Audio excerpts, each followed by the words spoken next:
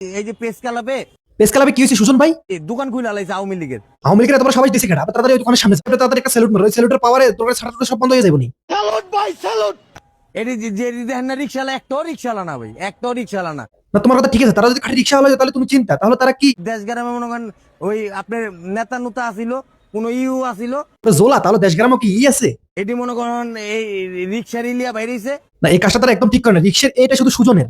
সারাদিন কাজ করে না, কিছু করে না, আচ্ছা সারাদিন যদি তার কাজ না করে তাহলে তো সারাদিন কি করে? খালি মনে করেন এই যে করে। একদম খাইলাম একদম।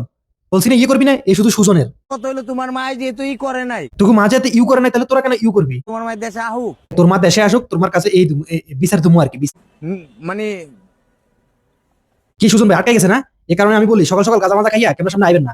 এখন বলেন আওয়ামী লীগের টিস্যু পাইবে মানুষ পালাই দিছে, তখন তাগরে টিস্যু টিস্যু মনে করে ফালাই দিছে। নেশা করে শিখিয়ে দিলাম কি আর কইলো কি? এটা টিস্যু হবে না, এটা টিস্যু হবে। যে শেখ হাসিনা কইছে তো শেখ হাসিনা আবার কি কইছে তোরে? কোনো শক্তি নাই যেন আওয়ামী লীগকে পতন করবো। না সেটা মানি, সেটা সত্য কথা। একমাত্র আপনার সেলিব্রিটির কারণে শেখ হাসিনা ভেঙে গেছে। আপনার ভিতরে এত প্রতিভা ভাই, আপনি আগে কেন দেখান না?